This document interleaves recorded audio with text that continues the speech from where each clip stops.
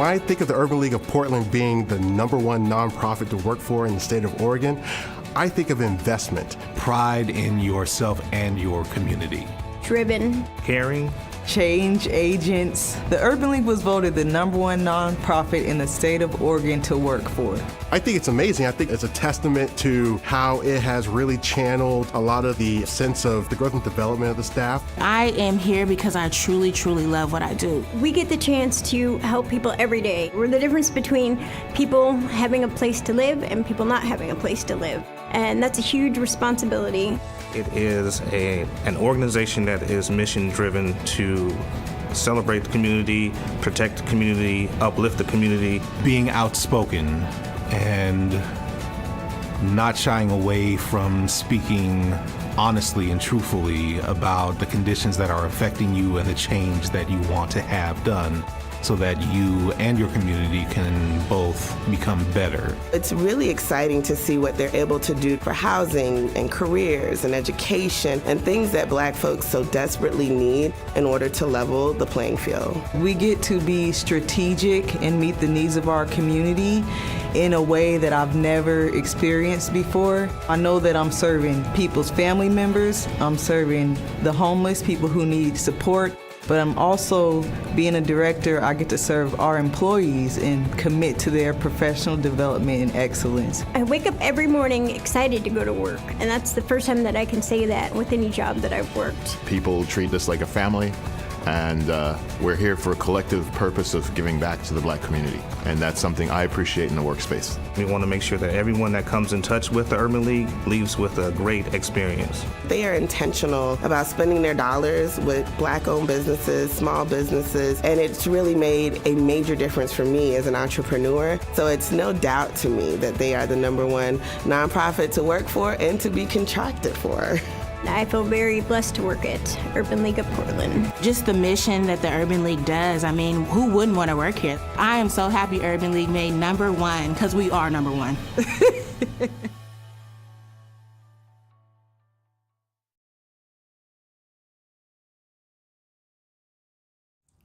Wow. Good evening, Urban Leaguers. We are off to a great start. My name is Nikenge Harmon Johnson.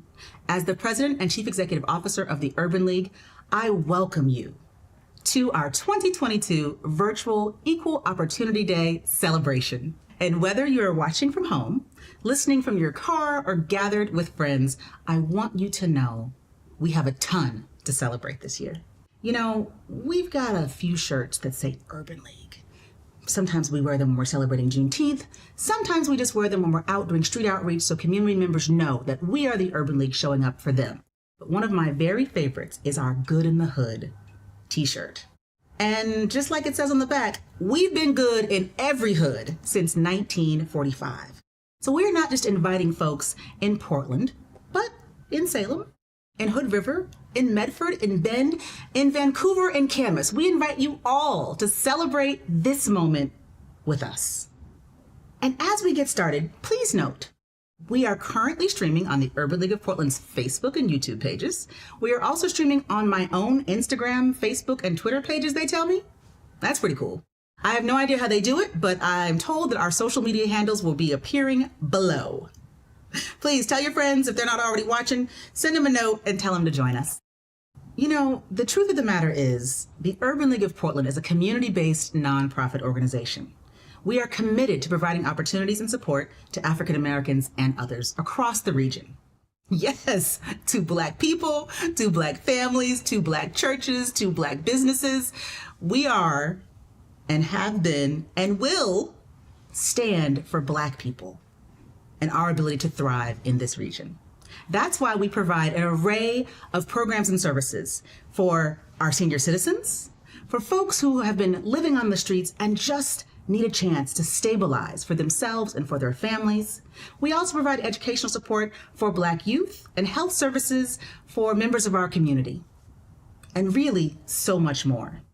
Your Urban League does what is necessary, what you ask of us, and frankly, we make it our business to seek out opportunities to serve you more.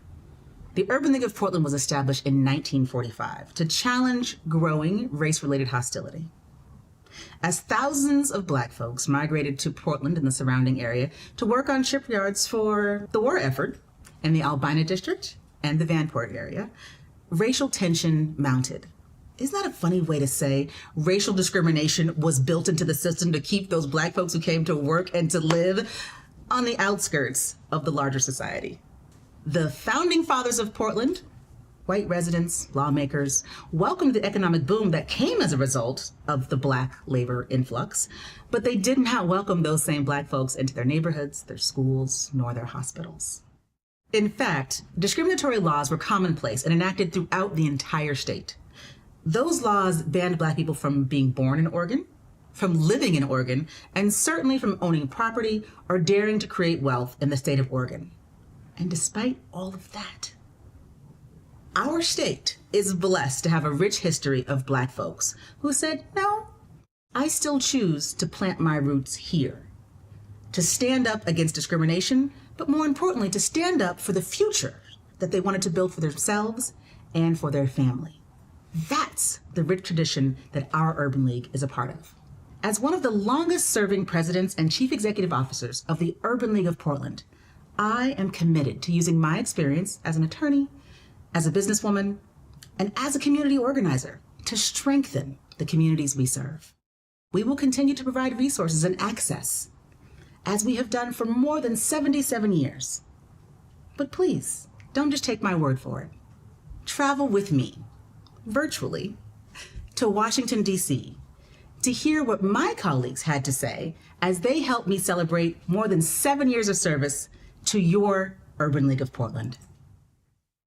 There's so many things that President Nkenge has accomplished as CEO over the last 7 remarkable years. I have to give much respect to how she trained up her young professionals and nurtured them and advocated for them and gave them tools and resources to be successful. We've had a few that have relocated to Seattle, so I know how much they have meant to her. Second, I have to say in the midst of COVID, how she showed up for the community, how she brought the Urban League into the fold in providing solutions for those that were most impacted, from starting shelter to feeding the community, to advocating for the resources coming to community, millions of dollars to our Black-owned businesses in Portland.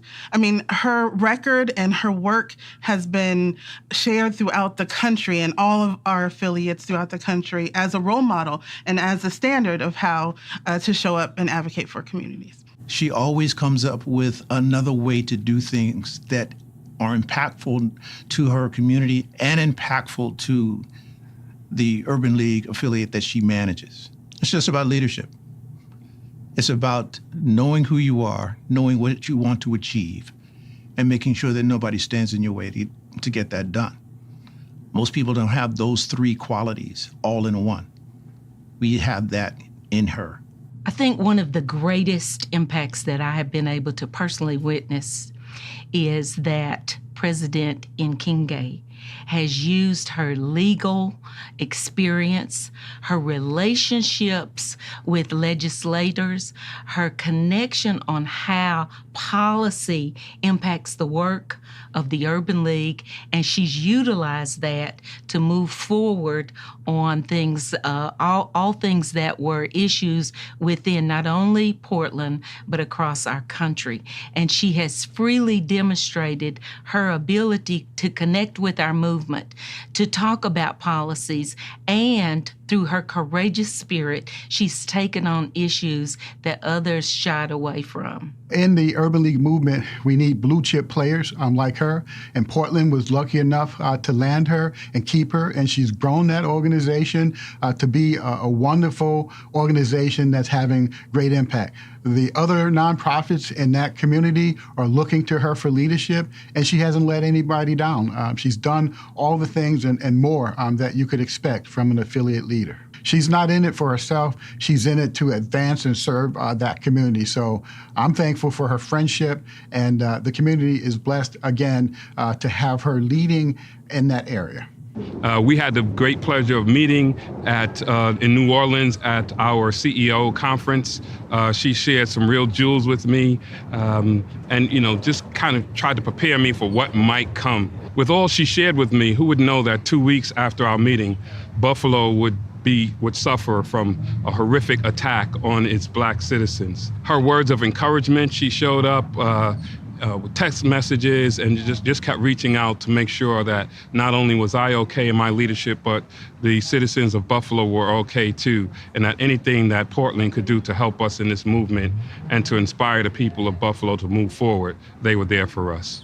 So I just want to say thank you to President Nkenge. The Urban League movement is about jobs, justice, education, health, and housing. Nkenge in Portland is a leader. She is strong, she is confident, she is courageous. She is exactly what this country needs and exactly the moment that we need it. We're at a crossroads in America and we need courageous leaders. We don't need cowards. Cowards need not apply. This is a serious fight. We are in it for our lives. Let's get it done. Okay, I'm not gonna lie, it's a little awkward, but I am honored to hear from my colleagues the way that they view and receive our work in my time here as the leader of your Urban League. It's refreshing to take a minute to look at how far we've come and to think about where we're going next. I thank you to my colleagues. I know many of you are watching today around the country. It means so much to me to stand with you shoulder to shoulder, side by side, in this work for our people. So with that being said, I can now extend a super heartfelt thank you to my colleagues, the Chief Executive Officer of the Louisville Urban League, Sadiqa Reynolds, CEO Michael Lawson of the Los Angeles Urban League, to my sister in the work, the Chief Executive Officer of the Urban League of Metropolitan Seattle, Michelle Merriweather. Also to soon to be retired CEO of the Knoxville Urban League, my mentor in this work, Phyllis Nichols. To my brother, to my homeboy, to my man, Dr. Ruben L. Anthony, the Chief Executive Officer of the Greater Madison Urban League. To my brother, Thomas Buford Jr., I thank each of you for showing up, for showing out, and for helping to tell our story tonight. In 2018, your Urban League successfully led efforts to pass renter protections, not only here in Portland, but across the state. And we've seen during this pandemic how critically important it's been for renters to have extra tools to help them stay in their homes during this pandemic, during one of the most difficult times in our nation's history. Your Urban League is still fighting for better screening ordinances to allow people the opportunity to live in a home of their own, free from discrimination, even if maybe they've made mistakes in their past. We stood up and gathered with community to create SB 420. That bill was all about expunging the records of Oregonians for past marijuana convictions. Since that time, and even post-COVID quarantine, we continue to see major growth in our services and in our advocacy programs. Our housing department has expanded substantially to meet the needs of Black folks and others across the region. I want to thank, our housing director, Danetta Monk. And I pause because now she's actually our associate vice president for programs at the Urban League. But she's been instrumental to building this team, this department, until really, y'all, our housing department is larger than the entire Urban League was, even 5 years ago. Over the years, Danetta's team has prevented hundreds of unlawful evictions, thereby keeping thousands of people in their homes. That's one by one, hand by hand. It's the good fight, y'all. This is the good work. I invite you to join with us. And during the onset of the COVID pandemic, our housing department took it up a notch. Another notch or two. Foregoing temporary shelters to transition Black and brown houseless folks to rental homes of their own. Those are stories that will remain with you after tonight. Now, most of the work we do with clients, with program participants, is confidential, and it's extremely difficult to highlight some of our best success stories. But somehow tonight, our team managed to pull together great stories to share with you. Keep in mind that with your help, whether you volunteer, donate, serve on our board, or offer in-kind services, we can move forward faster with you.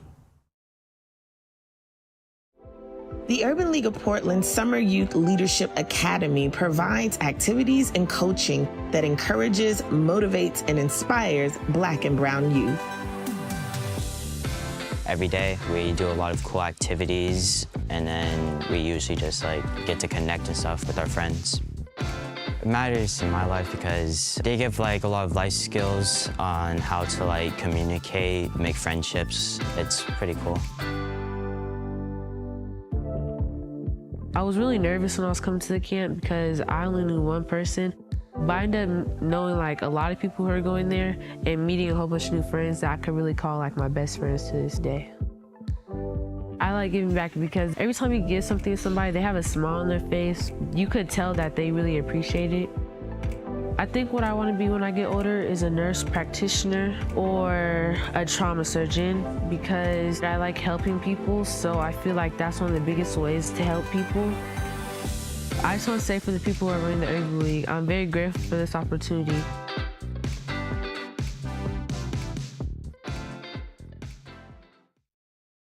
Are you already a member of the Urban League of Portland? I sure am. Well, how about giving a gift? The gift of membership, the gift of community and empowerment. Sign up a friend for membership at the Urban League of Portland. Visit us at ulpdx.org to become a member or to give a gift membership today. There's a housing crisis, and when there comes a housing crisis, we know who gets affected first: people of color. The Fair Housing Enforcement Collaborative, also known as Tenant Protections, is a program to help participants who have barriers, help them work through homelessness, and just gain life again. I was homeless for about 9 to 10 months. I heard that there was an open housing program going on. I called a number. Sheree called our hotline, and we talked for a while. She's one of those people I really can connect with, and she really opened herself up to me. We set goals, and we looked at what is it that you want to obtain. We talked about my personal goals, realistic goals, where I see myself, and for the past 2 years, I've gotten so much from her. She gives me all this hope because of how far I have come just working with her.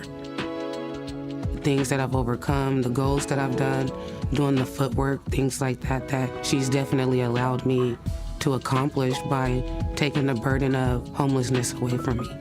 And to know that I have that support from Urban League, and especially with Tiana, is incredible. That accomplishment made me feel like nothing in the world could ever stop me. I got opportunities opening for me. If you do the footwork, there's nothing that you can't overcome. I've never seen someone push so hard, and she pushed hard because she wanted it. She wanted to get out of houselessness, and she wanted it bad. She truly is a walking testimony of what it is to take the resources and the opportunities given to you and use them to your benefit. We all go through struggles, we all make mistakes, and I'm here to tell you that Urban League is truly here to help you through that challenging time. Whatever it is, just know that it does not have to be forever. There is a happy ending.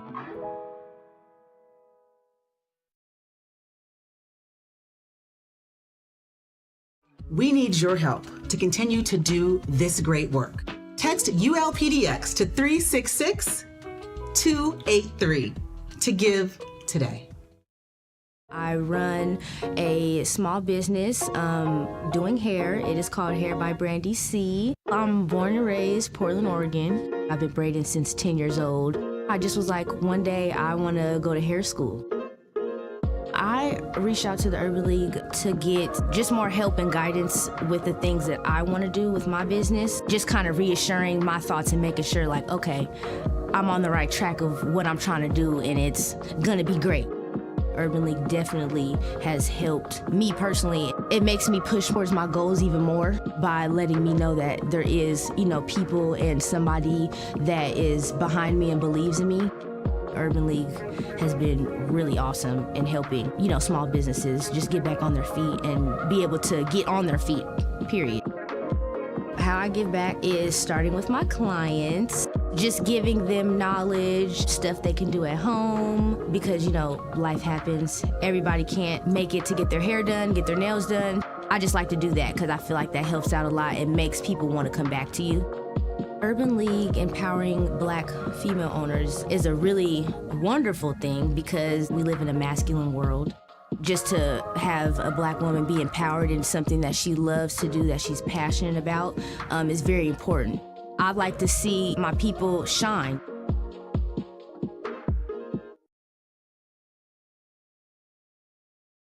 Have you been missing out? Feeling like it's the Urban League of Portland, but I live in Salem?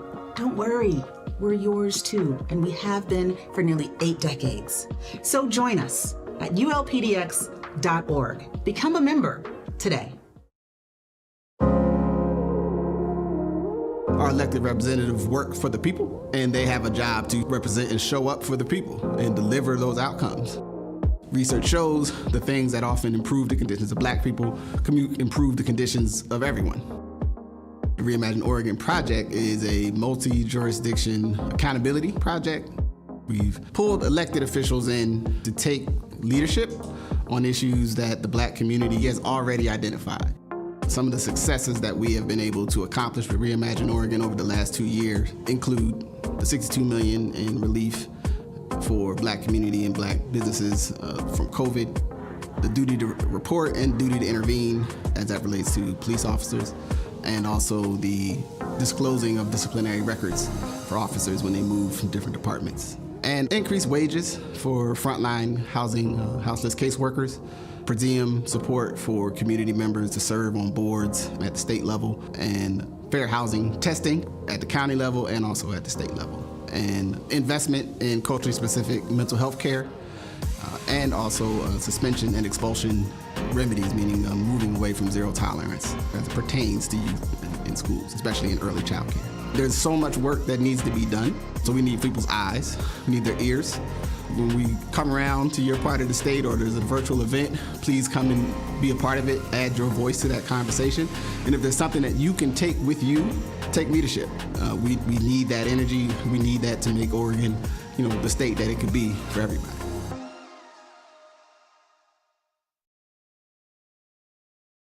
If you're as inspired as I am by what we've seen tonight, now's your chance to help us celebrate and continue forward. Join us at ulpdx.org. Become an Urban League member today. I don't want to brag, but the Urban League Senior Center is one of the more lively senior centers in the city of Portland. We are the only culturally specific senior center in the city of Portland because we serve a predominantly African American community. We provide a space where people can come together and it doesn't have to be under any religious or political purposes. The purpose to come here is just to enjoy the time you have with people who are of a similar age. We provide a whole bunch of fun activities for our seniors because we want to make sure that, number one, they don't feel any sense of isolation. Number two, we want to make sure that they're having fun because you're never too old to have a good time. I've been working at this site, the Martin Luther King Jr. Meals on Wheels site, for 17 years. We do the food, and then the Urban League run the activities. The program runs really well, both working together, because activities and nutrition goes hand in hand. What's rewarding in this job for me is being able to help so many people. We serve a population that's outgrown their friends and outgrown their family, and we become their new community. We become their new family. I think the hardest part, the challenge they faced was when COVID hit, and there was no contact. And I felt, you know, that it was very devastating to them because this is probably the only time they get to see people. I think the challenge now is to get them back into the congregate dining and back to knowing that it's safe to come over here and safe to be here. Now is the time to be together and spend our time together. I think that because of, you know, life being what it was and we're trying to get back into some sense of normalcy, we tend to forget about the seniors in our life, the older adults in our life. So take the time to come on down, get to know some of the seniors here. We have a wealth of knowledge with the generations that are here at the Senior Center, that if we don't cultivate that wealth of knowledge, we're going to lose a lot of it. It's so great to have these experiences with people who have these stories to tell, which are both educating and absolutely hilarious. Well, we can support by volunteering. They also can support by contributions. It takes quite a bit of dollars to run a program like this. So support events, support anything we can to get people out there in the community. Come and support us, come out, network with us, say hi to us, say hello to us. Be supportive, just come out. The most important thing is give your time and energy and come and hang out with the seniors here at the Senior Center. As you guys can see, we've got a lively bunch, so you will not be bored at all. You will have a good time here at the Senior Center.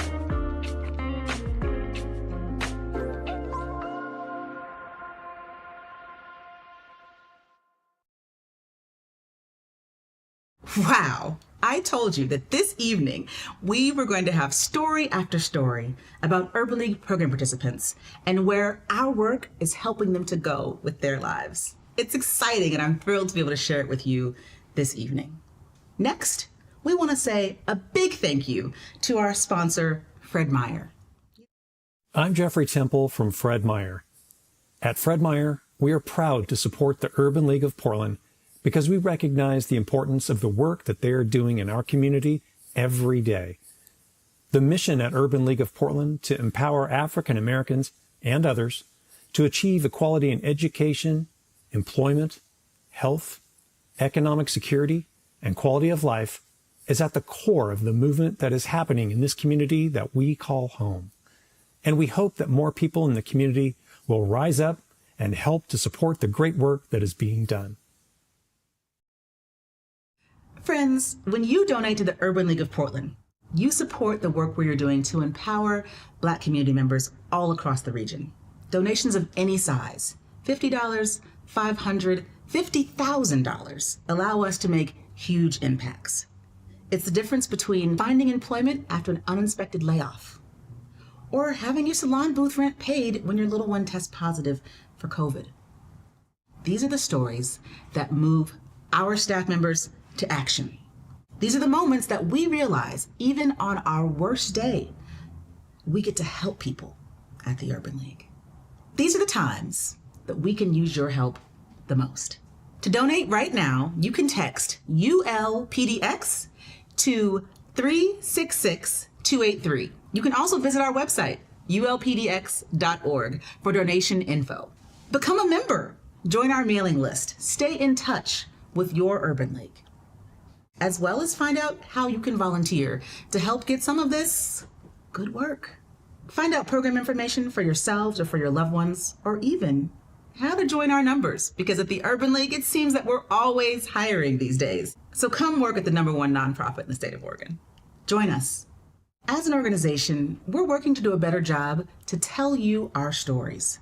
Day after day, night after night, we just do the work. But it's important that you hear about the successes just as often as you hear about the challenges. And we're also making sure that we're thanking our team members, not just inside of doors, but right here on one of our biggest nights of the year.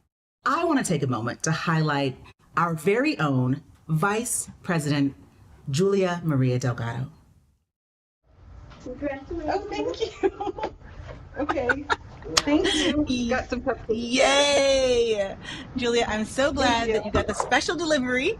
I really wish that we could be together in person, but you know, and I want everyone who is joining us today to know that I am deeply grateful to you for your leadership, for your thoughtfulness, for your willingness to step up again and again to learn how to do the thing that neither one of us knows how to do but needs getting done in order to serve this community.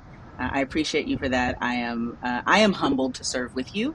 You have done, wow, it's now a decade of service with the Urban League of Portland.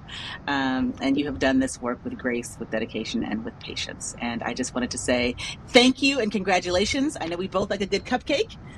So those are there for you. But I also want to say this before I pause. You know, I like to filibuster. The way that you demonstrate leadership is not just by, talking at people. You walk the talk every single day. You are clearly invested and knowledgeable about in this community and about this community. Your work for the community is admirable, and it's unlike, frankly, anything that I have seen in any other organization. So I know how fortunate I am to have you as my vice president. I am also well aware how fortunate the Urban League of Portland as a legacy civil rights institution is to have you and your 10 years of service on our side. So thank you, thank you, thank you. Know how much I appreciate you. Thank you very much. I'm very, very touched by that, obviously. Thank you very much. This has been, it's hard to believe, as young as I am, that I've been here for 10 years, but it's definitely the hardest job I've ever had, but it's definitely hands down across the board 100% the best job I've ever had. I really cherish the opportunity to be able to serve this community and give back every day and make the community stronger and and learn so much along the way, and then be able to take everything that I learned here and kind of build it back into the community to build our capacity to do more and build more justice. Yeah, this is the most wonderful job, and I'm delighted to do it beside you and all of the team, everybody here. I feel like we have, I was recently talking to someone about this, that I feel like we have such a wonderful group of committed professionals who every day we wake up and we're guided to do this work. Like we know what needs to be done, and we are not going to stop until it is. So thank you, Nikenge. That really means a lot. I also love working with you, and I really appreciate the gesture and the cupcakes. I'm very excited about the cupcakes. Just save me one. Just save me one. I certainly will. Julia, thank you for all you do every day to make the Urban League of Portland a better place. Thank you for helping me to be a better leader. Congratulations on your decade of service. Next, while I was recently in Washington, D.C., advocating on behalf of the communities we serve, I sat down with a friend and colleague, Urban League Twin Cities Chief Executive Officer, Steve Belton. Mr. Stephen Belton, my brother, my colleague, my friend, thank you for joining us. It's a pleasure. Let's talk about this work that we do. As CEOs of urban leagues in two similar cities, Minneapolis, St. Paul area, and of course, Portland, Oregon area. Portland and Minneapolis, St. Paul area have many similarities. We have a couple of the least diverse cities in America. In theory, we are from rather progressive cities politically.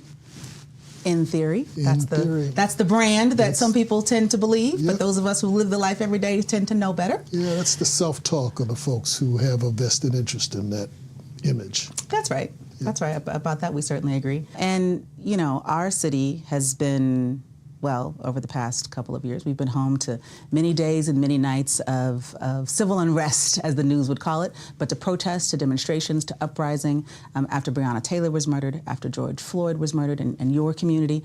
People in my city took to the streets day after day, night after night, and then all across Oregon.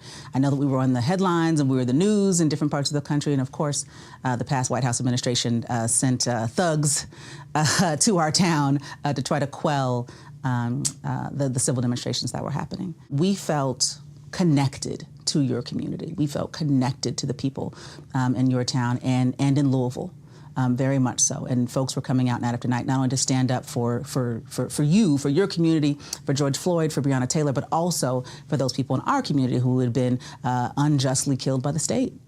Enough is enough is enough is enough. And I wonder, all that has happened, all this time that has passed since George Floyd was murdered, and it pains me to invoke their names in this way, but they are martyrs. I wonder what feels different, if anything, in your community than it did before. I would say, in a large part, the community has changed in the sense that we are vigilant. A lot more people like you and me. You and I know that we cannot relax. Every night I go to sleep knowing that we are still one killing away from another set of civil unrest, another activation. Every night. The systems have not changed, but the people who are invested in those systems, the people who benefit and who craft those systems, not enough of them have changed. They have not been held accountable. They are not woke. But it takes more of us in the work to understand what needs to happen next, not only so Black folks can get free, but so that the state can be what we know it can be. So it can be a place that helps us all thrive and to be healthy and to be stable. You know, we don't have to live this way. No, we don't. you know, you may be more churched than you realize. We have an expression, theological expression, that talks about the right now and the not yet. And so there are some things that are happening right now that are birthing, that are giving us hope. But there are some things that will be realized in the not yet. You know, so these martyrs that we've been referring to, their life continues in the not yet.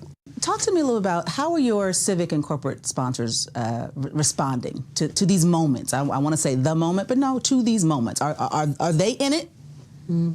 I'd say it's a mixed bag, to be honest with you. And so some of the sponsors immediately after George Floyd, and even in response to the pandemic in general, were really able to be flexible and to be able to change on the dime and to respond to the moment. And they've been able to do that. Others have been more, I'll be generous and say thoughtful and deliberate, and have taken their time in trying to figure out where to land, what's a safe place to land. My advice to them has been, they forget about safe places already. Just figure out where you can get in. How long does it take to figure it out? Get in where you fit in. Some of us don't have the luxury of waiting. None of the people that I work with and that we serve have that luxury to be able to wait around for you to figure it out, and particularly if you're looking for a safe place. And so that's been a mixed bag. It's also been a mixed bag in the sense that, frankly, the corporate attention span is not very long. And so we're witnessing a move in philanthropy right now, moving it away from social justice and racial justice to climate change and to other issues that seem to be more topical for our communities. It isn't abrupt. One of the things that has happened that's been a very positive thing has been more long-term funding. Prior to the pandemic, prior to George Floyd, you're looking at annual funding, having to renew, having to re-justify, having to recreate the justification. Every 12 months? Every 12 months. And so they've moved, some have moved to 2 years, some have moved to 3-year grants, which has been a very positive change. But we're also looking at a sort of a closing of that opportunity as the attention span in general moves to other issues. It's as though they think, you know, both the pandemic is over and that the need and the cause for racial justice is over. Some folks would just like it to be over and like it to be done with. And I try to explain to some people, funders and others, but that's where the danger lies. If you think you get to take a break now, if you think you get to take it easy now, then you're missing the opportunity of this moment where we can make real change. But remember, we have to do more than one thing at a time. Absolutely. Yeah, we've seen some superficial, some changes in resources put towards some superficial efforts, but the real hard work, the deep work, you know, we've got some of the worst disparities in the nation in housing, home ownership, education, and in employment and income. And so throwing some money quickly toward workforce development, a few $100,000 here and there is sort of regarded as we did our thing. We don't really want to deal with the systemic challenges that people are facing. Well, and it doesn't address the generational deficits, right? I mean, just we haven't invested for decades and decades and decades, but now we're going to plop down a few $100,000 and we've done our thing. I tell folks, the funders and others, no, let's start the clock back when you started, whether it's the organization or whatever. Let's start the clock back then, and what should the investment have been? Yeah. Well, now you have a way to do that. Start right now with what you should have been doing back then, and in a way, as a way to make the community whole. We don't have to wait. It's okay. So let's shift a little bit to talk about the joy in it, because it's tough work, but there is lots of love in it, and there is also lots of joy in it, despite all that we have been facing and doing and will continue to face and to do. Talk to me a little bit, Stephen, about some of the highlights, some of the bright spots, some of the things that make you feel like you want to keep doing this every day. We've brought on board some terrific new people. We've increased our staff significantly, and the people that we're bringing on board are just outstanding. Young folks, of course, everybody's younger than me, but you know, let you tell it. They are bringing energy, excitement, new ideas, and passion for this work, and we need that. You know, you talked about that as well when you started out, looking around and seeing some of the folks who were doing this work when you were a kid, and are now doing the work because they have to. We're bringing folks in who are doing this because they can, because they want to. And aren't they excited about it, Stephen? Aren't your staff excited to be urban leaguers? They are excited to be urban leaguers. They have opportunities. They could be in the private sector. They could be working for government. They are choosing to work for the Urban League Twin Cities because we're becoming an employer of choice. So I'm really excited about that. So a shout out to our staff at the Urban League Twin Cities. But I'm interested in knowing what you're doing in Oregon to address the home ownership crisis, but also the housing shortage. You know, for us, it's twofold. On the one hand, I know that there, so certainly after the Great Recession, right, there are many organizations that were involved in foreclosure prevention. There were, of course, a lot of organizations that were involved in helping first-time home buyers, get into the market. Our approach to home stabilization and to housing has really been for renters. We talked earlier just about how, how significant the population of renters is in our communities. Well, that's certainly true where we are, and that's where we knew that we could intervene right off the bat. So we have a robust eviction prevention program. I love that. And, as you said, you're a lawyer, I'm a lawyer. Sometimes landlords need to have a conversation in front of a judge about what happens next. Yep. Well, we can help that be a two-way conversation on the side of the tenants. And even better, we can intervene with landlords before it gets that far to say, hey, first of all, here are the renters' rights. But second of all, here's a way that you can continue this really robust, money-making venture in a more positive manner with your tenant with the Urban League's help. So we're able to intervene at that level, but sometimes that doesn't work out. And rather than waiting for a landlord to take a tenant to court, we've created our own litigation posture where we're able to meet landlords where they are, and sometimes that needs to be at the courthouse doors when they're participating in unfair practices. Oh, I'm sure that doesn't happen in Oregon. I mean, we've had it in Minnesota, but I'm sure you don't have any landlords out in Oregon who ignore tenants' rights, really? Every now and then there may be a landlord who says, oh, you're pregnant. I don't want any kids in this unit, so you can't live here. Oh, you seem to have a disability. This isn't going to be a place that you're going to want to live. Every now and then we have a landlord that says, ooh, this kid seems to have two mommies. No, we don't want them living here either. How about the landlord that ignores the notice period for evictions? Have any like that out there? You know what, Stephen, I just can't remember. Maybe so, maybe so. Yeah. We were fortunate enough to partner with a couple of local organizations and some private attorneys too who said, I want to be able to help make a difference in this and what we're seeing.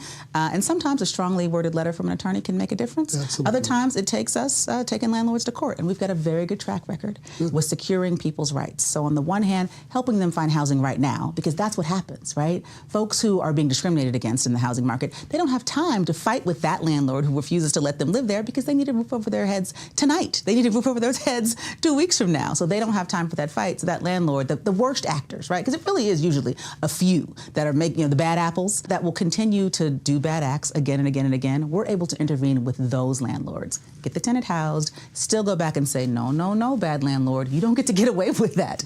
And win, whether it's getting someone's security deposit back or what have you, but to stop those bad practices in their tracks, it's been a really robust, really pilot project for us. But now it's being funded at a greater level, so other organizations are also being able to get into the litigation game on behalf of tenants. We were thoughtful, frankly, and we're planning ahead with many of our clients because we knew when the moratoria were over that suddenly there would be a wave of eviction. So we were planning early and working with landlords early to say, hey, let's work on these things before that happens, both so that you can keep the cash flow flowing, landlord, and our tenant can stay in place. So let's work these deals out now in advance so we don't wait till the trouble gets here. So we've helped thousands of people to stay in their homes during the pandemic, but also now to avoid this wave that is hitting other folks in our state and is only going to get worse as the fall and the winter come along. Did you just say moratoria? I mean, you just schooled me there. That's multiple moratoria. Multiple moratoria. Moratoria. Thank you thank you, Professor. You're welcome, Counselor. The other thing that we've done, I guess, wow, we're coming up on 2 years now. We operate the Jami Center. And the Jami Center, yep. Some folks would call it a homeless shelter, but the Urban League does not do homeless work. We do housing stability work.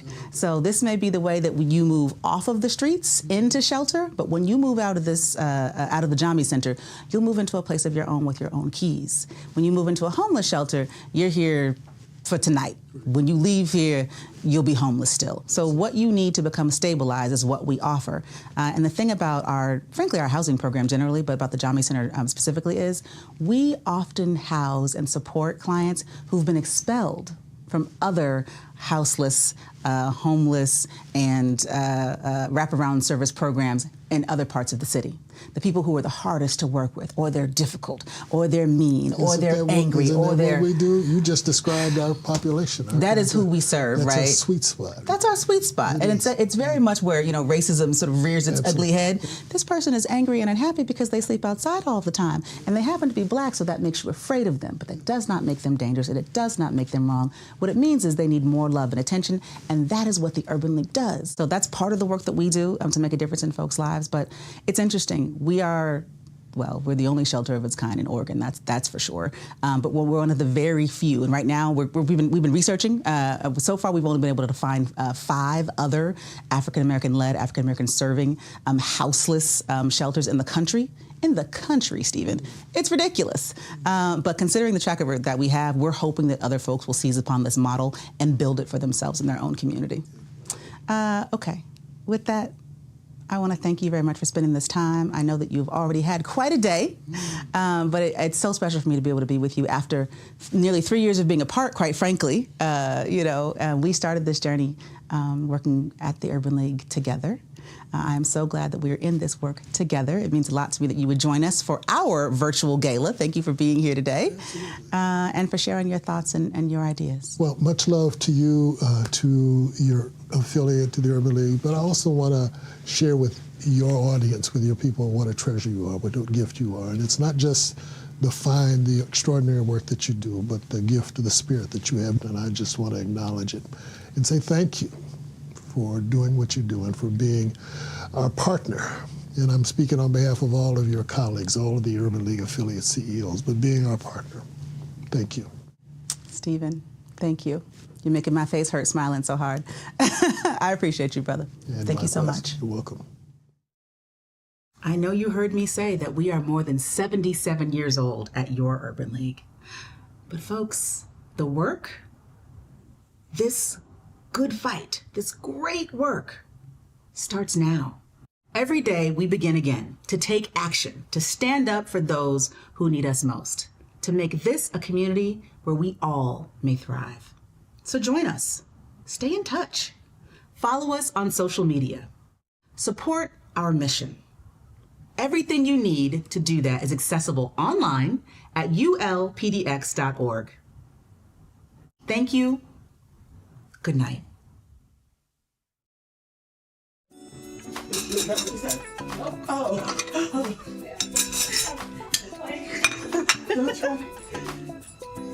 I feel like, is this the kind, like, what do you do? Do you take these things off? I have this. I know exactly what I am doing. I don't understand what the struggle of the cake amateur. I don't get it. I am good.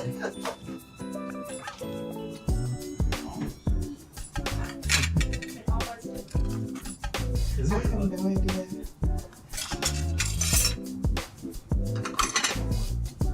It's almost too pretty to cut, but cake is meant to be eaten.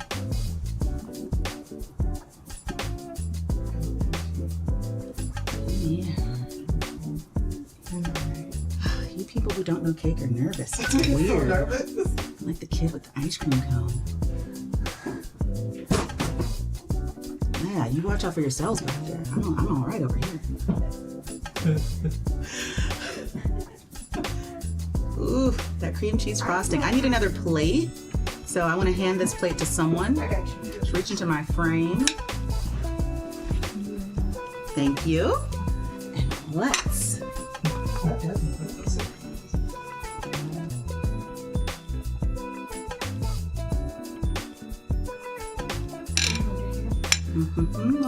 No, you don't.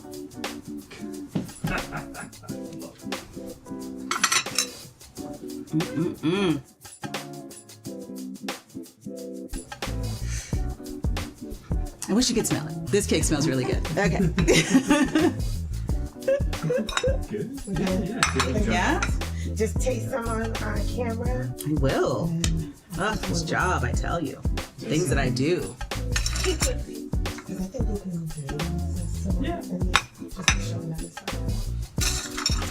Timber.